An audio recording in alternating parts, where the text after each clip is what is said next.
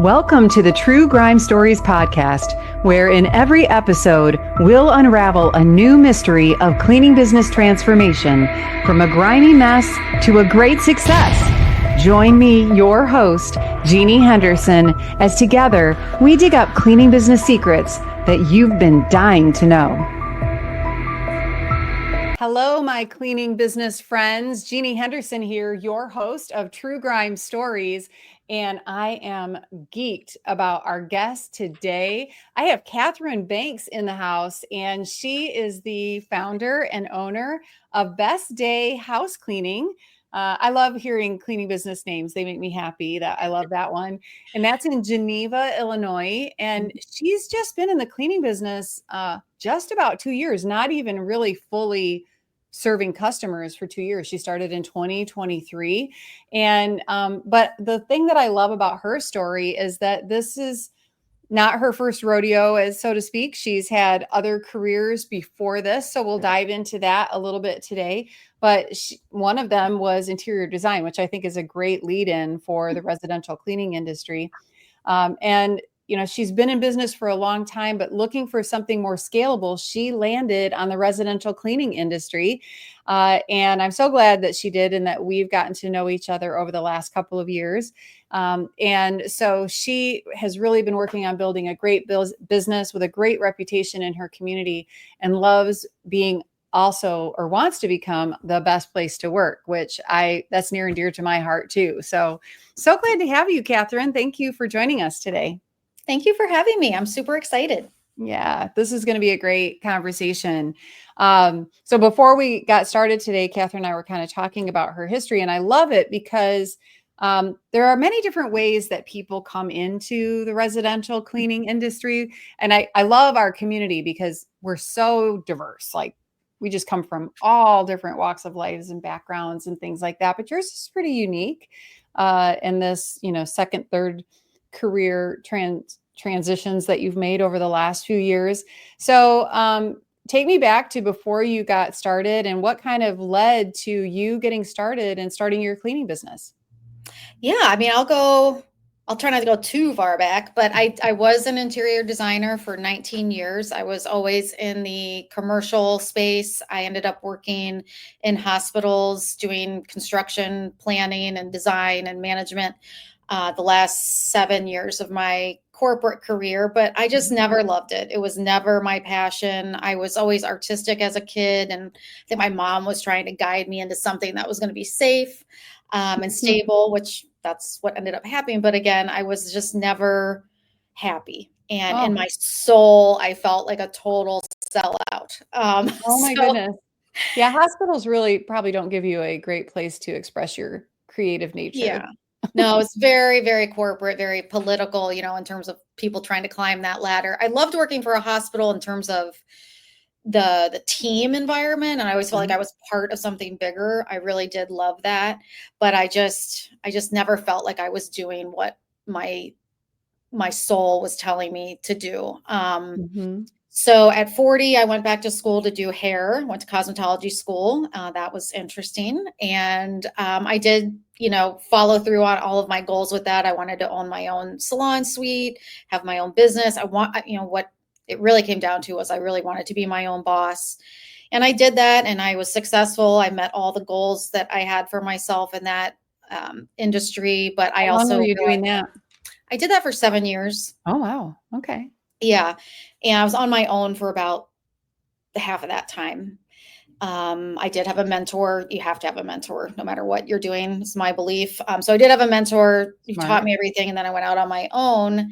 And of course, I lost my train of thought. But I realized I had kind of capped out. I was making a certain amount of money. I was never going to make more money unless I physically worked more or started a salon, which I was not interested in doing. So I was like, either you do it with your hands yourself, or you have to build out something where you can have more people, right?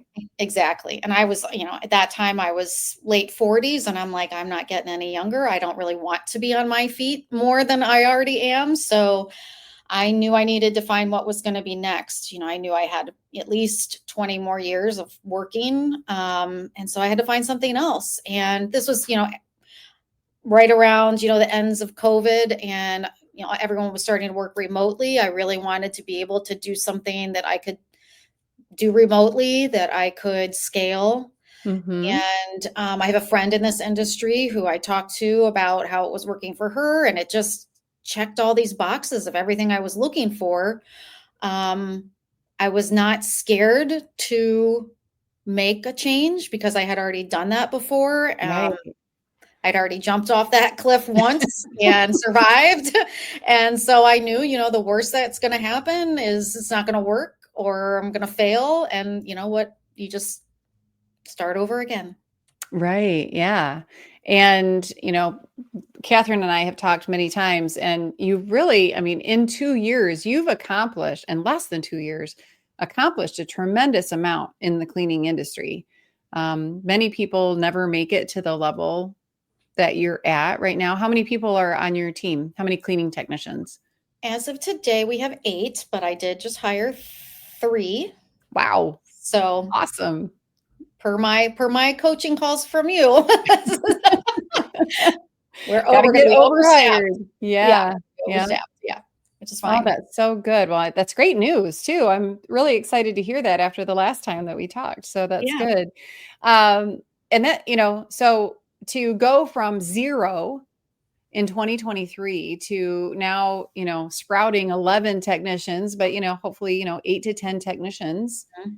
at this time, that is quite an accomplishment that many people never reach. I purchased a little cleaning business when I started, and it had 4 technicians when I purchased it. One quit the day that I took the business over.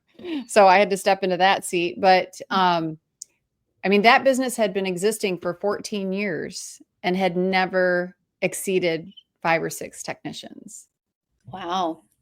And I hear those stories all the time. So kudos to you, for getting right out of the gate, looking to people like your friend who were already in the business, looking for mentors and things like that, because that really sets you up for success.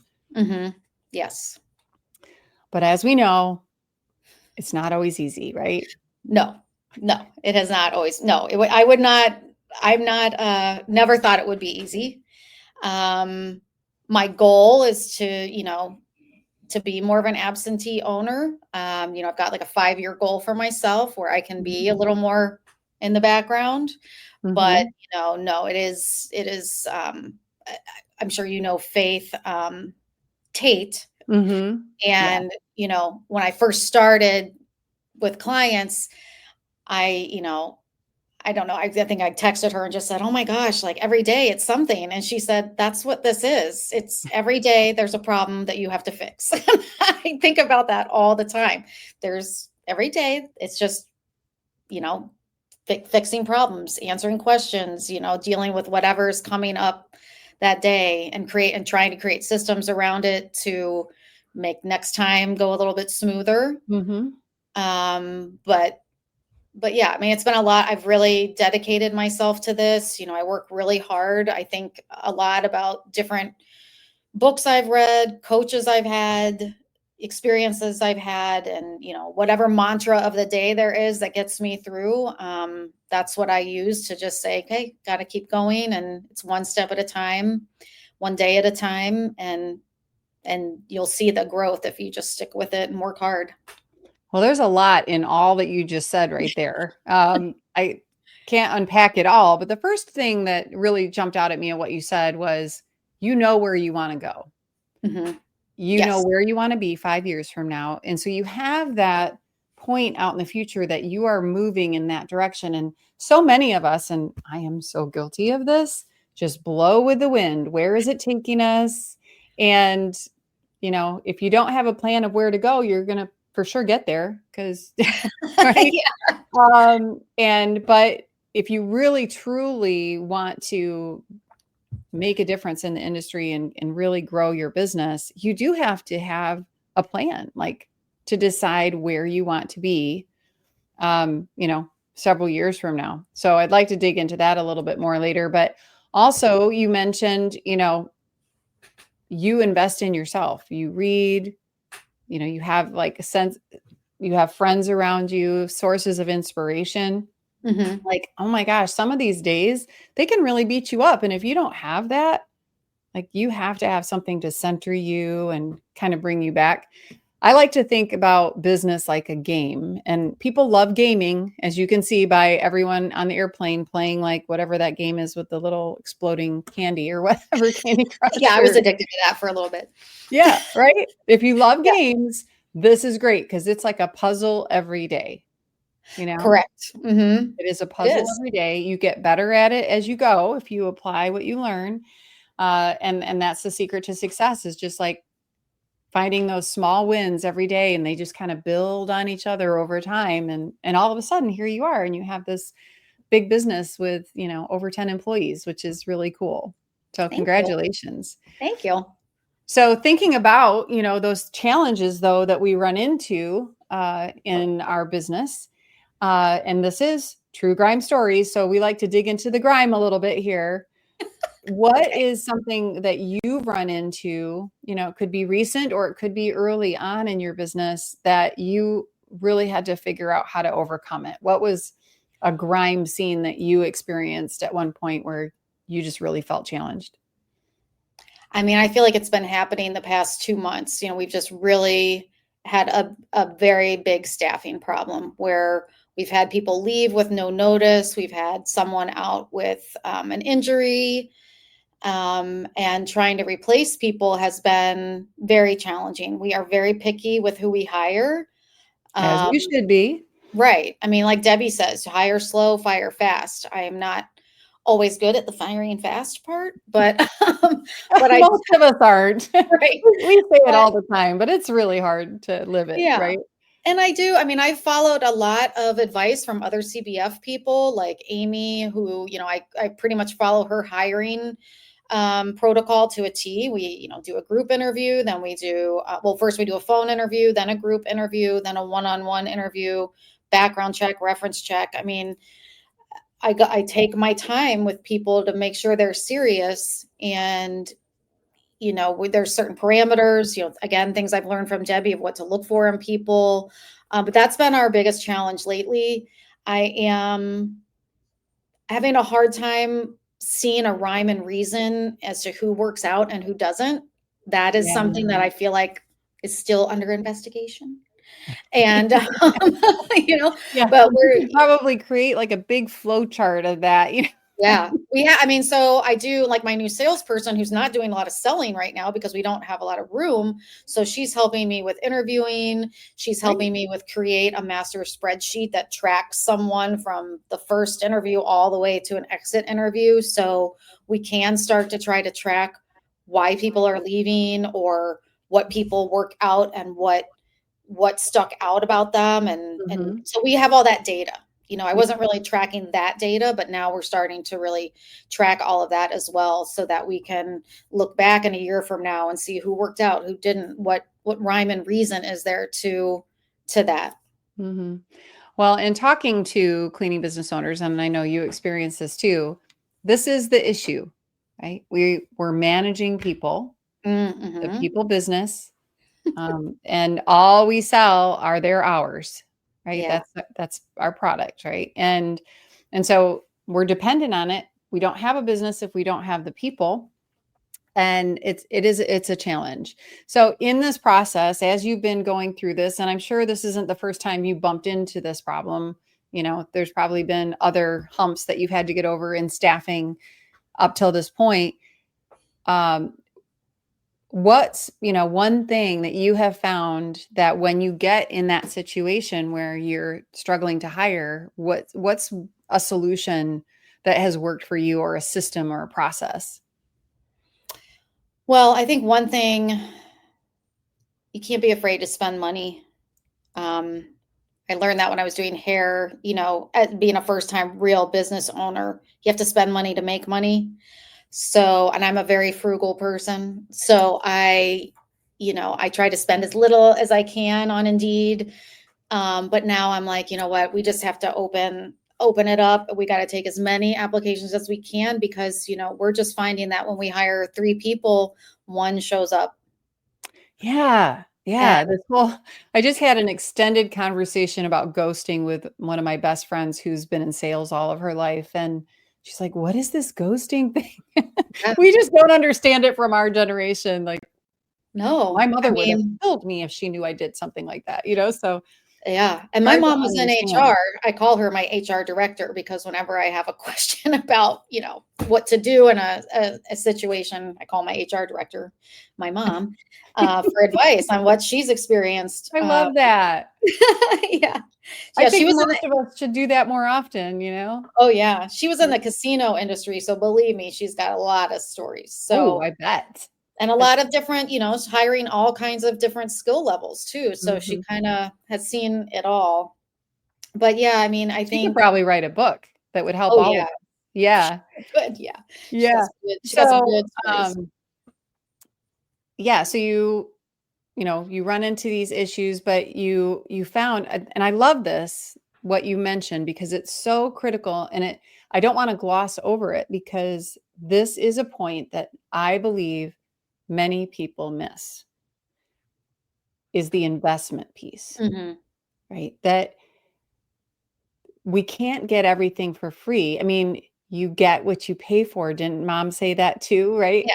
Like, advice from mom, you know, if you really want something great, you have to invest. And you've talked about that leading up to this, that you are one of these people who strategically invests in things that help you grow your business. But if you really want good people, you have to invest in your process and invest in the ads. And, if you really want to reach the right ones, you have to invest in how much you pay them. And I mean, it's all an investment. Mhm. Yeah, so I just at this point, we really want to be overstaffed, and so, again, I hired 3 people in the past week, and I'm kind of expecting one of them to actually physically show up. So, if all 3 show up and do great, great, but I can't history is showing me that I can't depend on that. I have to just be ready to go through a whole 'nother round of interviews and maybe get another one. Right. So It's a numbers game. mhm. And when people don't work out, I mean, it actually is good, right? We don't want them. We don't want the Yeah, people who aren't going to work out, but it's frustrating the amount of energy, time, resources that we sometimes pour into people, and then they don't work out. But ultimately, with the goal that you're building the right team with the right people. correct. And I have to keep that in mind. I have to not get so disappointed in people when they ghost. Even in our interview process, my last interview with people, I mentioned 2 times. I'm like, this is not a question. This is just a statement. I just want you to think about the commitment level of this job. It is a physical job. We are looking for people who are reliable, who have integrity and attention to detail. And if that is not for you, that is fine. Take the evening to think about it. And, let me know tomorrow if you really, really want this job. I mean, I've still had people ghost me after that, but I'm just kind of maybe that's why they ghosted, because they are all of a sudden like, oh, yeah, maybe I don't want to do this. But I guess I would rather them ghost me than spend a week of training and then quit.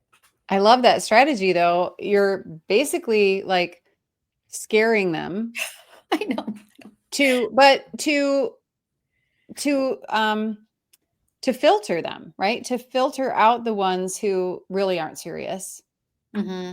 and making it almost a challenge, like for them to prove themselves, which I like that too. That's really, really good.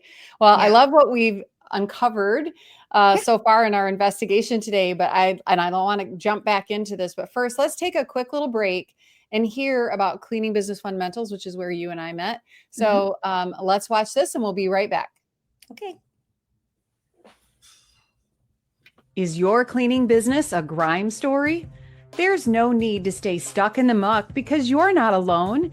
With over 500 active members and more than 500 graduates of our Cleaning Business Fundamentals program, CBF is the #1 cleaning business academy in the world and has created more mop-free millionaires than any program in the industry. Learn more and let CBF take your residential cleaning business from a grime story to a gleaming success. Welcome back, everyone, to True Grime Stories. I'm here with Katherine Banks, the owner of Best Day House Cleaning in Illinois. And we're having a great discussion about finding the right people for the team and really investing in the process. So let's dig a little bit deeper into your investment strategy, right? So what are some things that you have found, took your ad from, bringing in just a few applicants that weren't so great to, getting more applicants and better ones? What kind of strategy have you applied there? Spending money. So again, like I said, I'm a pretty frugal person. I was doing free ads for a long time. So just increasing that spend, increasing the amount of time that the ad's out there, changing the ad. Let's stop at the spending piece for a Yeah. minute. Mhm. And talk real dollars. Yeah. So you went from a free ad to, are you spending a certain amount? How is it set up? Is it set like a certain amount per day, per week? Per day. Yeah. So on Indeed, you can do like how much it will give you a suggested amount. And I will usually do, $45 a day for about 7 or 10 days. And I'll try to make sure that at least most of those days are on a weekend. Yeah, that's a really good point right there, because that's Yeah. when people apply for jobs. Yeah. So like I know, so right now we just opened an ad again 2 days ago and I have it stopping, I think on June 30th, because I also figure that's 4th of July week. Right. People are going to be thinking about other stuff. So hopefully we get a lot of good people over this next week. And so I'm trying to kind of budget it out to about, $600 to $750 a month right now, because we are trying to get overstaffed. That's the point, that's that balancing act of when are we going to feel comfortable enough to pull back on that, to where maybe we're only spending $20 a day or something. Right. But never stopping. Right. That's Never the one stopping. thing that we've learned is if we stop hiring, it usually turns around and bites you in the backside, because Mhm. as soon as you stop hiring, two people quit that you didn't know were going to quit. Yep. And all of a sudden now you're short staffed again. Yeah. So yeah, getting overhired is such a big deal, but that's a significant investment. And I'm glad you shared that, because I think people are so, we hold pretty tightly to our money, and a lot of people are afraid to spend money on marketing. And this is marketing for the most important person that you will ever have in your business, right? True. I mean, our cleaning techs are the revenue generators, and depending on where you're located, they can bring in $75,000 to $125,000 a year per technician to your business if you're scheduling right, pricing right. So, a client might bring in $4,000 or $5,000 a year. Right. And Yeah. it's so funny because people will spend, all kinds of money on marketing for clients, but then when it comes to marketing for employees, they're like, "Oh, I'm just going to use free ads." Right. I know it is kind of silly. I Isn't know. it? I know. We really do have to flip the way we think about that. And I actually every week when I do payroll, I'm not sure if everyone else does this. This is just something that I did. I like to see what all of my we call our cleaning techs cleaning VIPs. I I love like to that. see what all of our VIPs are generating. So that helps me also forecast out, what I think we'll be making every month. So, one thing again I learned from Debbie and some other people in CBF is just having all of your numbers, knowing your numbers up, down, backwards, and forwards it just helps you so much understand, what's working and what's not. Well, I'm just going to say right now, Katherine, you just laid down a challenge for everybody who's listening, that they need to figure out this number for the technicians they have right now, because incremental changes to this number can make a huge difference over time. If you can get a technician bringing in an extra $100 a week, that's, $5,000 a year. It just makes such a big difference. So how much, if I could ask, Yeah. are your technicians bringing in on average per week? Per week. Are you Of course, I looking don't at have per that right. week? What's that? Or what number are you looking at per week, per day? Per week. Yeah. Mhm. Because we pay weekly. So I always, total up what they brought in per week. I mean, I would say probably about $1,000 average. I hope Yeah. I'm saying that right. Um, it maybe more than that, it's Well, gotta and be I more put than you that. on the spot. So, Yeah. but it can be a significant amount, and it's a number to watch, because changing that number can change your business in amazing ways. Yeah, I think when I forecast out, my A players I like to forecast or presume that they're gonna bring in about $7,000 a month. Okay. Okay, so it's a Okay. little bit Yeah. it's more than So more more than than 1,000 a 1,000 a week. week, yeah. Yeah, that makes sense. Yeah, Right. so and So then when that's over, 80,000 a year. yeah, Right. That's awesome. That's amazing. And I just love it. So this is such a great strategy that we've talked about today, overcoming, when this staffing issue is the one that I hear more than any as a coach in the hundreds of people I've talked to in the cleaning industry. By far, it's the biggest challenge, but it's the one that we rarely understand how much we need to invest to be successful in it. yeah, it's Yeah. true. Yeah. So this is powerful. Thank you so much for sharing that. Like, Thank you. boom, Good, drop I the hope I mic. helped. Just go spend some money on your recruiting ads, but it Yeah, does. It makes such a huge difference in the quality of people that you get. Um, you think about how ads run. If you're running a free ad, it's at the bottom of the list. And I come from the restaurant industry. And one of the things that I learned in the restaurant industry, I used to do a lot of catering, and how you set up the buffet impacts how your food goes in, like, throughout the event. So if I'm short on something, I'm going to put that at the end of my buffet, because people always take more of what's at the beginning. Now, what does this have to do with hiring, Jeannie? Well, when people are scrolling, you know, through ads, and they're watching, they're binging on some show, and they're scrolling through employment ads, they're going to see the first ones first, and they're more likely to click on them mhm, because they saw them first. And so if you aren't paying for your ads, they are way down at the bottom. mhm. The last ones that they see, you get fewer impressions, very few impressions, compared to the other people who are paying. So, um, yeah, I mean, we want to be first in every regard. We work so hard to get our website to show up first on page one, and to be in the 3 pack and on Google and all this stuff. We have to do the same thing with our employment ads, Yeah, right? and one thing that you had mentioned during your Culture Magic, your modules was looking at your Indeed profile as an employer, your employer Oh, profile, because I yeah. guess I didn't never knew that you get rated as an employer as if you're, a good responder, if, other people liked working there. So kind of need to spend a little time looking at that too. Yeah. It can be a little cringy when you first click on that, open it, if you've Yeah. never done it before, but it's really important Mhm. um, to do that and understand what your ratings are. And there are some things you can do to help improve that too. We'll maybe do that another call. Yeah. Well, this has been so good talking with you about this today. This is a great tip that I think many people will benefit from.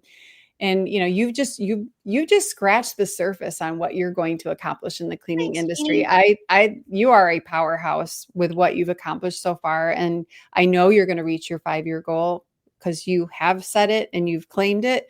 uh, and you're in the right place. You're surrounding yourself with good people to help you get there. So what's there's many pieces of advice out there, but as a business person, as a, multi-career person, like, what's a piece of advice that you could give to somebody who is either has been in the cleaning business for a while, is thinking about it, or is just starting out? Like, what's a piece of advice you'd want to share?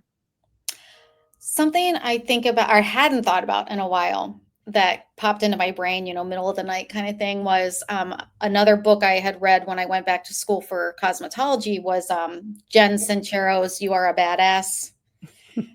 Oh my God. I know you read a lot. And I wish I read as much as you did in terms of business books, but that is like my business Bible book when I think about it's just so good. But one of the things she says in that book is the universe, when you decide what you want and you're going for it 150%, the universe is going to test you.